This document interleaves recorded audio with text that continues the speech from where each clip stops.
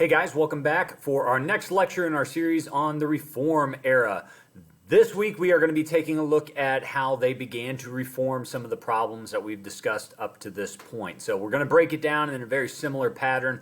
We're going to look at some of the economic, social, political problems, and then once again how they began to try and solve those. Some solved that we still rely on today, such as safer working conditions and making sure that there's certain regulations when it comes to our food and our drugs. But also there's going to be some other things that they attempt to fix that go rather poorly, such as the dependency on alcohol usage and all that. Prohibition didn't really work out. But anyways, let's go ahead and dig in. So head over to part 2 of your notes, Reforming the Problems. All right. So the rise of populism. So I in our last lecture, we talked a little bit about how the farmers, we had not really discussed the farmers and some of the issues that they were dealing with. Although this is a revolutionary time for farming, where they're beginning to use more mechanization to enable them to farm more and more, which you might think is very prosperous, and at times it would be. I mean, peaking in the 1920s after World War I, farmers are making a lot, but they were kind of getting nickel and dimed, where the banks were charging them higher interest rates, the railroads were charging them higher shipping fees and things like that. So we're going to see the first organization that will eventually become this populism movement, the strongest third party that we've ever seen in this country. It really begins with the farmers and what's called the Grange movement. And this is the first national farm organization, and their goal is to put some political pressure on politicians to try and increase the prices for their goods to where they would make more, and then also lower the cost for farmers. Things like those railroad fees we're talking about. They're going to attempt to try and get those eliminated.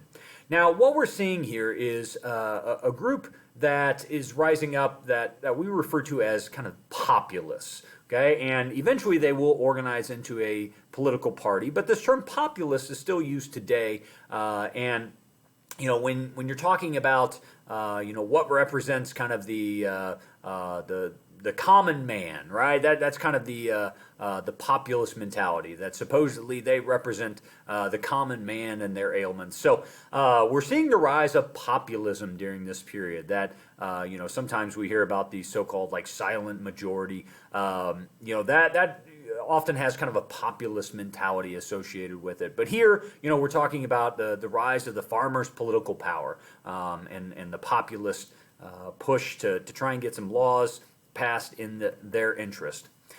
Now, the Populists, or the People's Party, eventually becoming the Progressive Party, in 1892, they are going to get together in Omaha, Nebraska, and they are going to organize themselves into a political party. Now, to become a political party, you have to have, issues that you agree upon. So they met in Omaha to try and figure out what are the issues that we agree upon, and what are the political goals that we have that we would like to see passed at a national level. Well, the first one was what was called a graduated income tax. Now, I will tell you, this eventually does come to fruition, and we still have a graduated income tax to this day. Instead of a flat tax where you would just charge everyone, 10% of their income, what this meant was that the higher your income, the higher your tax rate. And like I said, we do have that today, to where you may see upwards of 30-40% if you are in that higher tax bracket, and as you go down, it should be less. Now, again, the purpose of this is because 10% of someone that only makes $10,000 a year, 10%.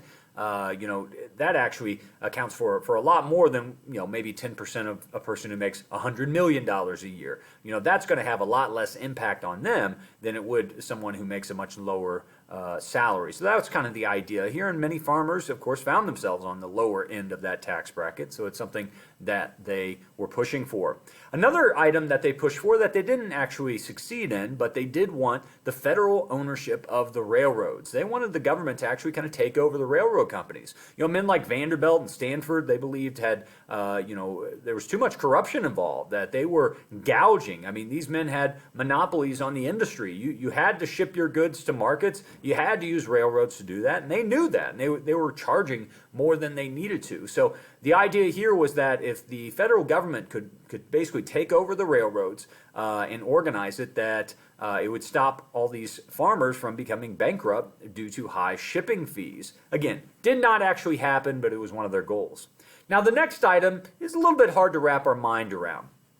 For years, you might have heard about the gold standard, right? Where, for years this was the case, where you could actually go turn in, a dollar bill, or at least it was supposed to be backed up with a certain amount of gold that the government held in a secure location. Now, that makes for a very secure currency, right? Every dollar bill, this would prevent inflation from happening because every dollar bill would be backed up with an actual piece of gold. If you just started printing off money, remember last week we talked about how inflation would occur, increase the money supply, well, money's worth less. If you base it off of a resource like gold, that means you cannot just print unlimited amount of money, and it's always based off the same, resource, and therefore it would remain fairly consistent. The farmers wanted to change that, or perhaps I should say the populists wanted to change that. Now, part of what they're doing is actually to increase inflation. Right? They decided that it would be in their best interest if you could move from the gold standard to the silver standard. Now, silver is cheaper, it's more abundant, and therefore that would lead to an increase in the money supply, making money less valuable. Now, you might say, well, how could that benefit the farmers? Well, number one, it does mean that ultimately they would be making more money. Now, that money would be worth less, but ultimately they would be making more money. Now, what that does mean is that those who currently had money, such as the robber barons like Vanderbilt and Rockefeller, it means that their money would actually be worth less.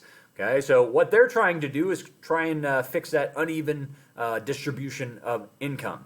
Okay, so again, the goal here was actually inflation to try and raise crop prices and ultimately make there more money coming in. You can see in the upper right-hand corner, one of the politicians that was for free silver was a man named William Jennings Bryan, and he would actually run for president 3 times. We're going to talk about him here soon, but free silver was one of his main issues that he pushed to try and help that lower class of people ultimately make more money. The last item on this page, just some other issues that they included in their platform, an 8-hour workday. And once again, this would come to fruition. 40 hours is kind of the standard work week for most people, unless you become a teacher. But just jokes. 8-hour workday, that is the norm today. That was not the norm back then. Many people, and, we talked about child labor. Some of these kids were working, 12, 13, 14 hours at factories and, suffering severe health consequences because of that. So here the norm becomes an 8-hour workday, and I'm thankful that that has come into place. Now, we also see immigration restrictions. Okay, many of these farmers were concerned at the overpopulation of urban centers, and they believed that jobs were being taken by immigrants. It's a good thing we solved all that issue, and we've never talked about it since, right? Just kidding. That will always be an issue. How many immigrants are too many immigrants? And I'd be remiss. I want to make sure we present the entire issue here. There is some racial elements to this, and what we're going to see later on is that there's definitely some racial elements to trying to deny people that may not be like the majority from coming into this country. So immigration restrictions were a populist party platform that again they felt would benefit farmers and try to restrict more people from coming in.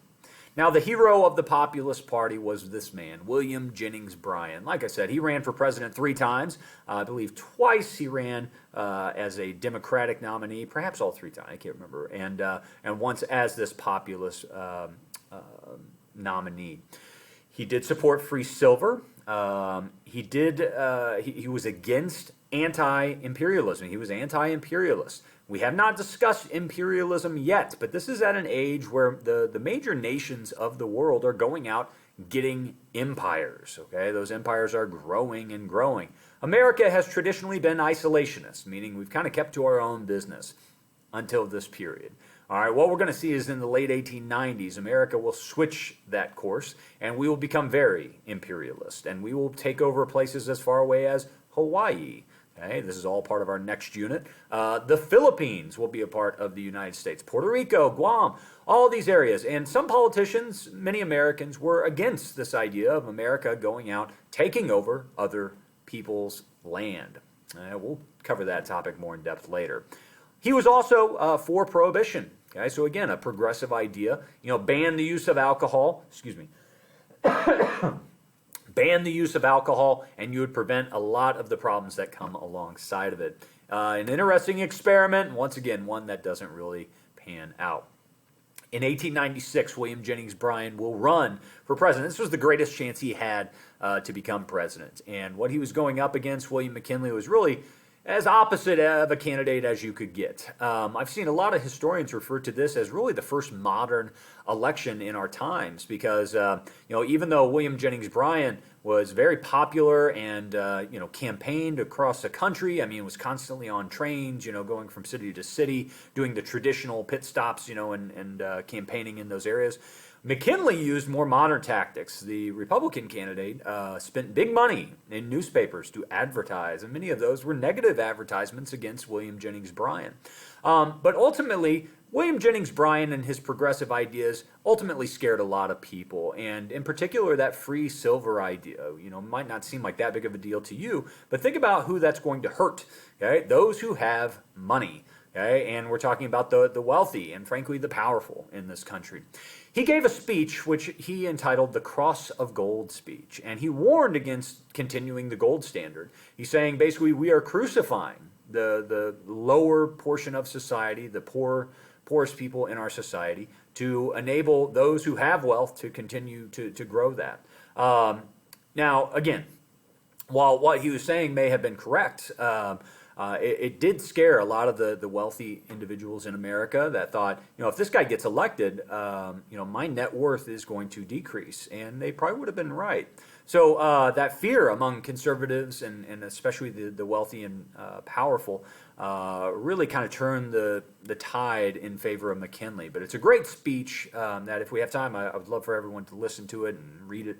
That really kind of highlights, the reasons. And I do want to highlight the religious allusions here. So, this is at a time where, frankly, Christianity and just the religiosity of America was much stronger than it is today. And so these images of, crucifying poor people on a cross of gold, that would have carried a lot of weight at this time period. And but it ultimately ended up costing Bryan the election. Now, what emerges from the Populists and out of that Grange movement, the Populist movement, is another official party, and again, probably the most successful third party that we would ever see, called the Progressive Party. Now, the Progressives, you can see there, a movement aimed to return control of the government to the people, restore economic opportunities, and correct injustices in American life. So a lot of positive things there.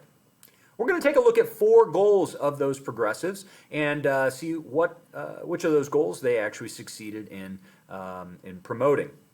The first goal, protect social welfare. A lot of urban problems, a lot of urban decay, people, homelessness and uneducated, children working in the streets, working in factories.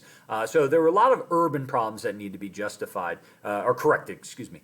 And so you had things like the YMCA that were created to give young men an opportunity, a place where they could actually take classes and learn a skill to perhaps get hired somewhere else. The Salvation Army opened soup kitchens throughout the country in order to help feed the homeless and the hungry.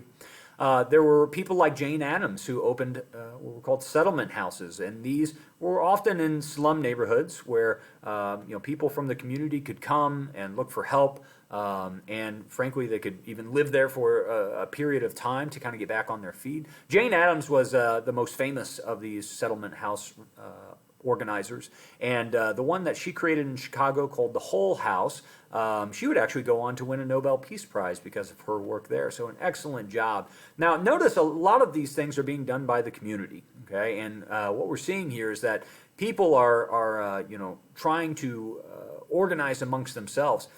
When we get to the Great Depression, the argument's going to switch that perhaps it's not just enough for normal citizens to take up that banner, that perhaps it's going to be the government that actually needs to do something in order to help protect some of the most basic fundamental rights like shelter and feeding the hungry, things like that. We'll get to that argument later on.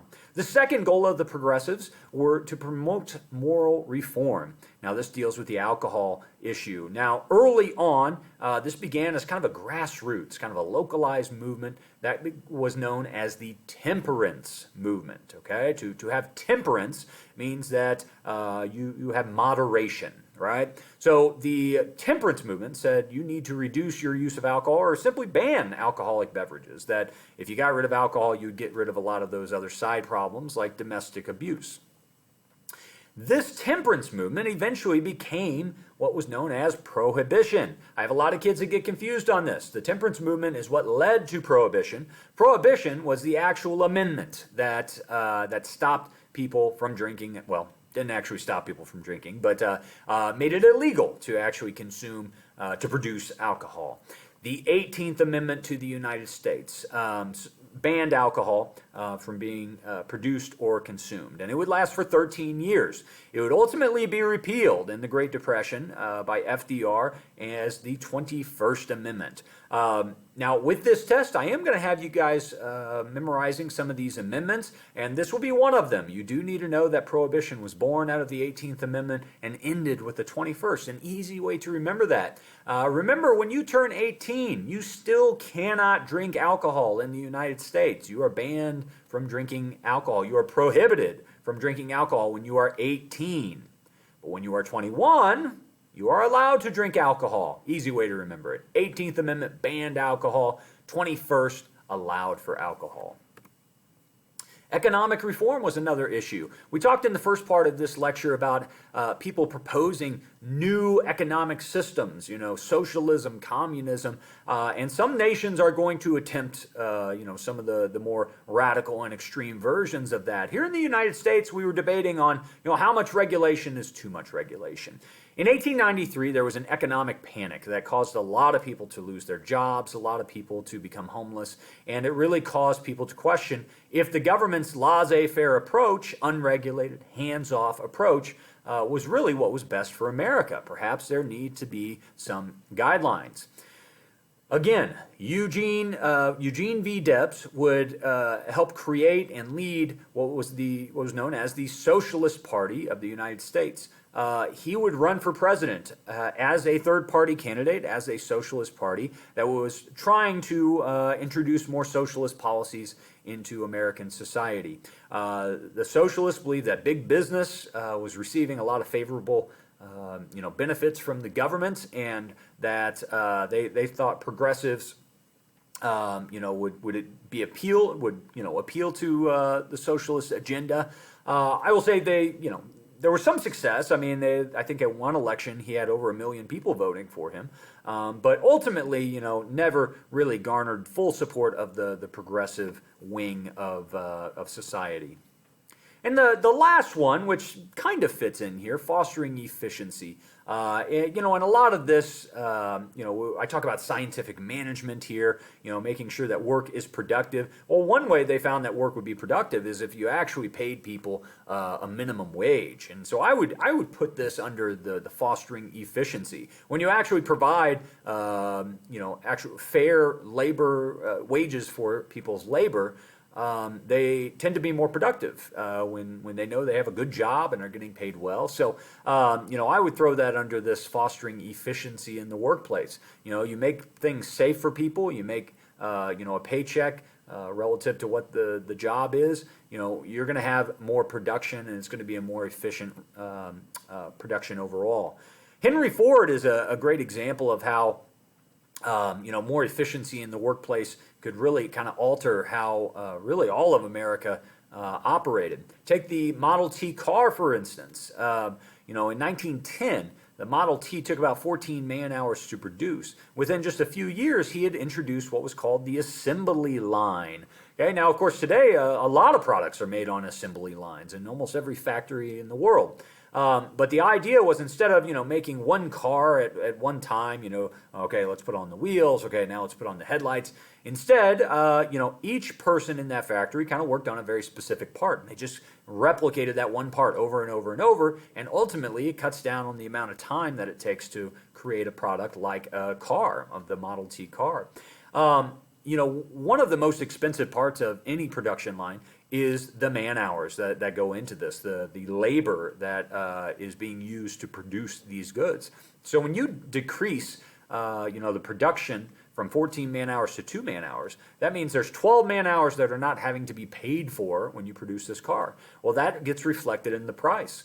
Okay? The Model T becomes famous during this period because it's really the first reasonably priced car that many middle class and upper class people can afford. So the Model T is the most successful early car. I know I've been told actually, my great-grandfather had one of these. I wish it had stayed in the family. That would have been nice. But, this was the first car that most people could actually afford. And, again, kind of because of that efficiency in areas of economics. I'm going to hold off on this point, and we're going to come back to this later. We'll take a look at some political reforms that take place. But I want to thank you for stopping by and listening to the lecture. As always, please email me if you have any questions. I'd be happy to get back to you.